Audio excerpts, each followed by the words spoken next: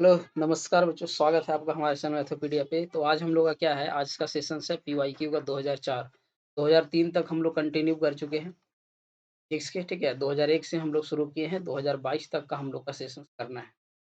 तो आज हम लोग का फिजिक्स का सेशन तो 7 बज चुके हैं, ठीक है। जैसा कि हम लोग को बोला था कि आपसे आप लोग क्या होगा कि वीडियो जो मिलेगा आपको 7 बजे मिलेगा, तो अभी से 7 बजे मिलेगा। जो न्यू नए व्यूवर्स हैं, एक बार लाइक करते हुए आगे बढ़ेंगे, ठीक है, हमारे साथ।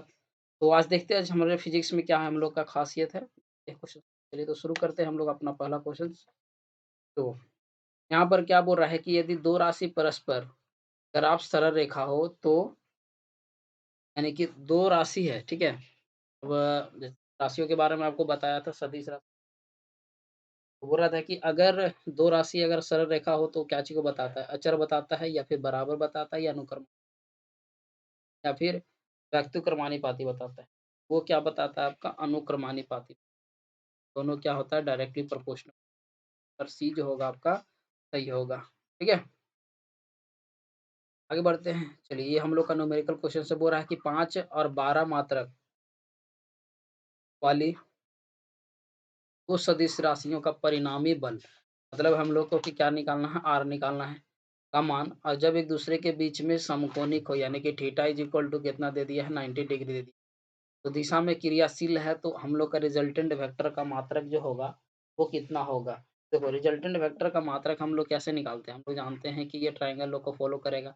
तो एक 5 है, एक 12 है, तो ये हम लोग को निकालना है। तो रिजल्टेंट इज इक्वल टू हम लोग कैसे निकाल देते हैं, ठीक है। ये निकाला जाता होगा, आप लोग को बताया गया होगा फार्मूला, ठीक है। आर स्क्वायर, ठीक है।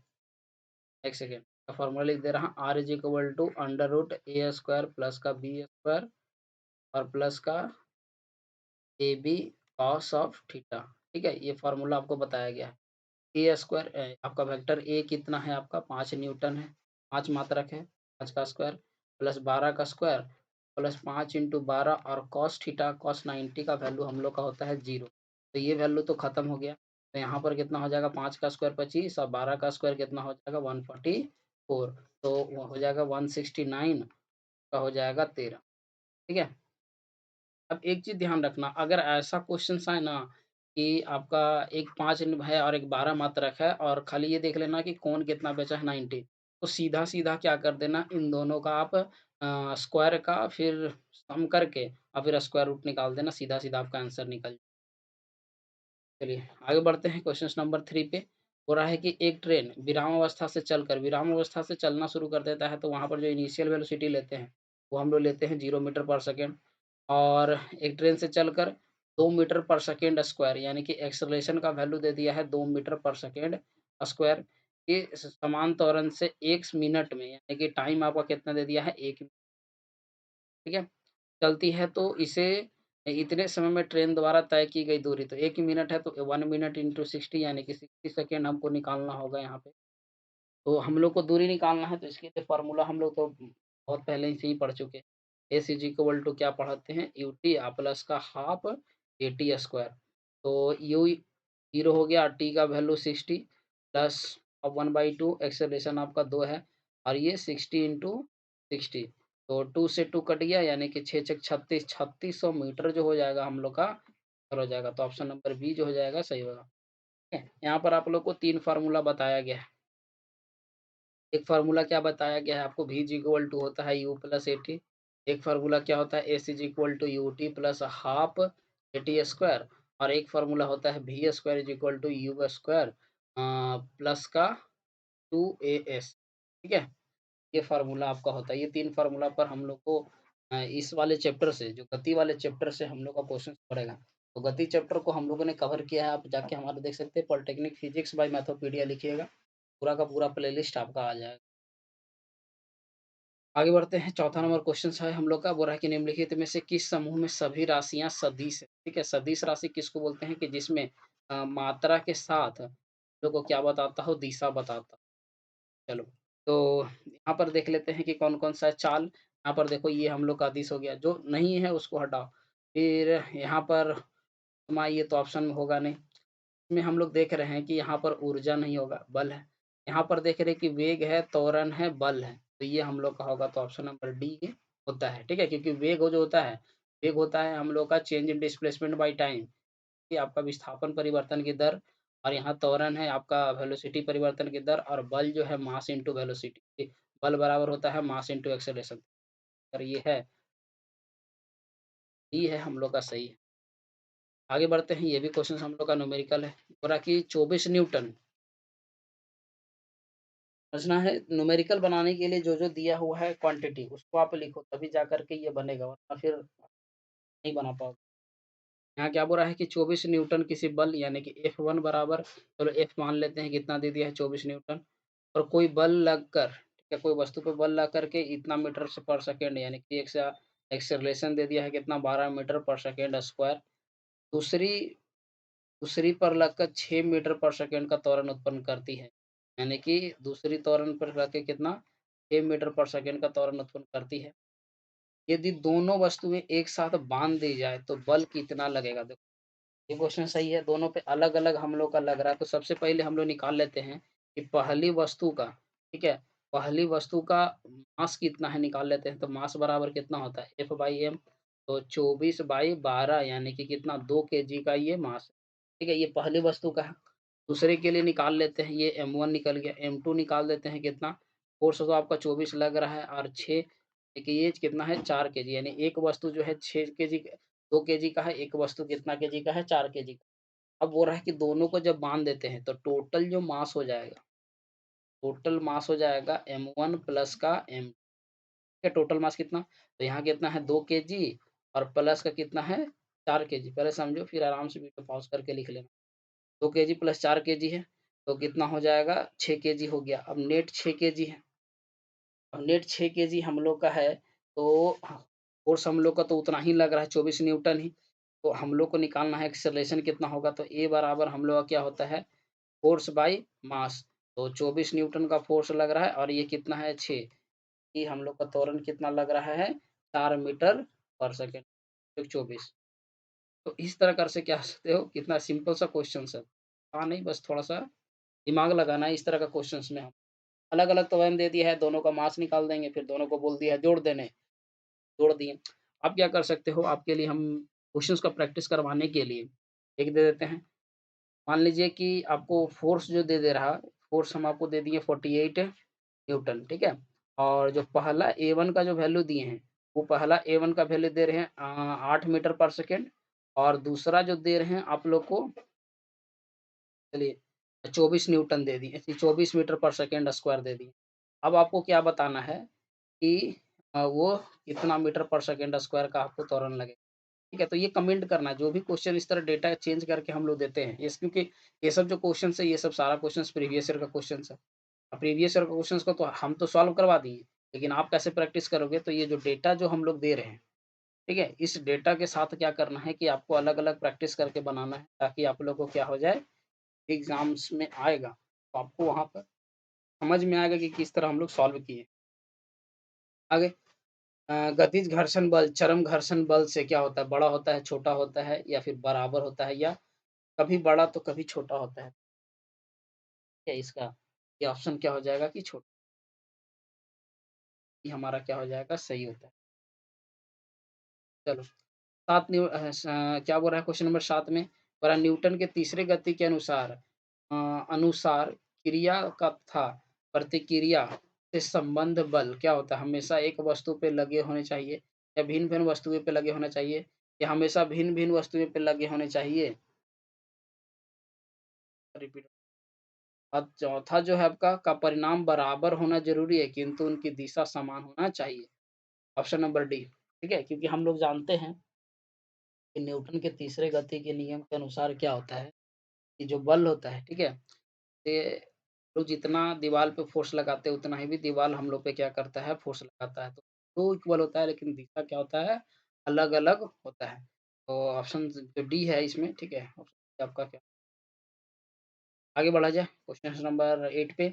और किसी वस्तु को एक मीनार की चोटी से गिराया जाता है। देखो इस तरह वाला क्वेश्चंस में हम करवाए हैं। कंसेप्ट आपको बताया गया 4.9 मीटर दूरी तय करने में कितना समय लगेगा? किसी वस्तु को अगर ऊपर से छोड़ा जाता है तो उसका इनिशियल वेलोसिटी हम लोग लेते हैं 0 मीटर पर सेकंड, ठीक है? उसके बाद जो जी का जो वैल्यू ले लेते हैं, जी का वैल्यू हम लोग को लिया जाता है 9.8 मीटर। के बाद हम लोग को बोल रहा है टाइम निकालने, एस बराबर हम लोग को हाइट बराबर कितना दे दिया है 4.9 मीटर। तो यहाँ से हम लोग निकाल देंगे एस बराबर यूटी प्लस का हाफ टी स्क्वायर। तो इनिशियल वेलोसिटी 0 है तो ये खत्म हो गया। तो एस बराबर कितना हो गया हाफ, और जी का वैल्यू है 9.8, और टी का स्क्वायर हम लोग को निकालना है। और इधर में ये आपका कट जाएगा कितने बार में 4.9, और इधर में भी कितना दे दिया है 4.9, आपका एस दे दिया है इधर में 4.9 तो टी स्क्वायर। तो ये से ये कट गया, देखिए देखो टी बराबर आपका सीधा सीधा कितना निकल गया रूट अंडर वन बराबर 1 सेकेंड, यानी कि इसको नीचे गिरने में कितना लग जाएगा 1 सेकेंड। कितना सिंपल क्वेश्चन था आपका। चलो यहाँ पर भी मैं डेटा अलग करके दे दे रहा हूँ, चेंज करके दे दे रहा हूँ, आपको बताना है कि कितना मिनट में नीचे गिरेगा। यहाँ पर जो डेटा दे रहे हैं हम डेटा दे रहे हैं आपको 19, ठीक है। तो आपको क्वेश्चन में कमेंट करना है, ठीक है, इतना मीटर के हाइट से गिराया जा रहा है, इस बराबर हम इतना दे दिए हैं, सब कुछ सेम है। आपका यू सेम रहेगा, ई सेम रहेगा, एच जो है हम लोग चेंज किए हैं। तो अभी आपको बताना है कि उसको गिरने में कितना समय लगा है। क्वेश्चंस को प्रैक्टिस करना है तभी जा करके क्वेश्चंस को वहाँ पर बना पाओगे। चलो आगे बढ़ते हैं, आप बिल्कुल कमेंट करो और आपको लिखना है कि सर 8 का इतना आंसर है, 7 का ये आंसर है। 9 नंबर क्वेश्चन ये भी हम लोग का न्यूमेरिकल क्वेश्चन है। हो रहा है कि लोहे की छड़ की ताप को कितना बढ़ाया जाए कि उसकी लंबाई 0.5% बढ़ जाए। कि लोहे के नमूने के लिए आपका रेफरेंस वैल्यू है क्या गया है। तो आपका परिवर्तन बराबर अगर हम लोग निकालेंगे तो परिवर्तन बराबर कितना हो रहा है 0.5 कितना में हम लोग को दे रहा है, ठीक है। 100 में मान लेते हैं, इसका लेंथ तो हम लोग को नहीं पता तो 100 में मान लिया जाता है। तो यहाँ से इसको कितना आ जाएगा 5/1000, ये आ गया। अब आवश्यक पर ताप में परिवर्तन बराबर, ठीक है, ताप में परिवर्तन अगर हम लोग को निकालना है ताप में परिवर्तन, तो निकालते हैं कैसे del T into degree Celsius. तो यहाँ पर हम लोग का एक फार्मूला होता है कि alpha is equal to del L by L, लंबाई में कितना चेंज हुआ यही हम लोग का डेल एल बाई एल है, ठीक है, यही डेल एल बाई एल है, और बाई डेल टी। तो अगर यहाँ पर हम लोग निकालते हैं डेल टी का वैल्यू, हम लोग का फार्मूला होता है, ठीक है, अल्फा इज इक्वल टेम्परेचर के लिए। तो हम लोग का इतना कितना हो जाएगा del L by L by alpha.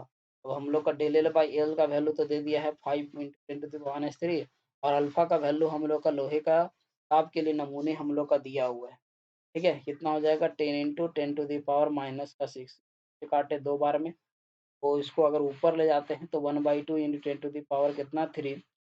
तो जब इससे काटते हैं तो कितना आता है 500 डिग्री सेल्सियस। और देखो तो इस तरह करके आप निकाल सकते हो आराम से कि कितना आएगा। चलो यहाँ पर भी डेटा चेंज करके हम दे दे रहे हैं। मान लो यहाँ पर 0.5% है, हम आपको क्या कितना दे रहे हैं कि मान लीजिए कि 2.5% का अगर चेंज होता है, 2.5% का अगर चेंज हो गया तो आपको बताना है, और सेम वैल्यू आपका यही रहेगा, वैल्यू आपका सेम ही रहेगा। 2.5% खाली चेंज हो रहा है, ठीक है, 2 पॉइंट, तो आपको बताना है कि कितना डिग्री सेल्सियस होगा। डिग्री, तो इतना आप करो। इतना आप करने के बाद अगर टू वे कम्युनिकेशन नहीं होगा तो फिर हम लोग का क्या होगा, क्वेश्चंस का आप लोग प्रैक्टिस ही नहीं होगा। हम समझा देंगे और क्वेश्चंस आपसे बनेगा नहीं, कोई फायदा है नहीं।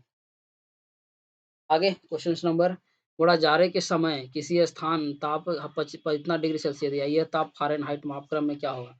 तो ये वाला क्वेश्चंस जो है हम लोग पिछले क्लास में ही इसका रिपीटेड फार्मूला हम लोग बताए थे। क्या फार्मूला होता है F-32 बाई 180 इक्वल टू आपको कितना होता है C/100।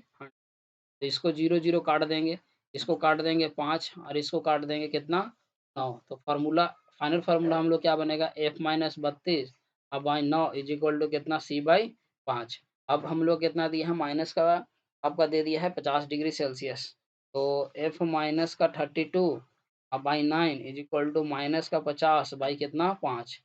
तो जब काटेंगे तो कितना आएगा माइनस का 10, और ई वाला जो 9 है इसको गुना करेंगे F-32 is equal to minus का कितना हो जाएगा 90 डिग्री, 90 डिग्री। तो F इज इक्वल टू आपको कितना हो जाएगा माइनस का 90 और प्लस का 32। तो F इज इक्वल टू कितना हो जाएगा 8, और यहाँ 8 में से 3 गया तो 5, यानी कि 58 डिग्री फ़ारेनहाइट जो आएगा आप, ठीक है, माइनस में, ये आपका सही होगा 58। तो इस तरह आराम से निकल गया। चलिए फिर आपको होमवर्क एक दिया जाए।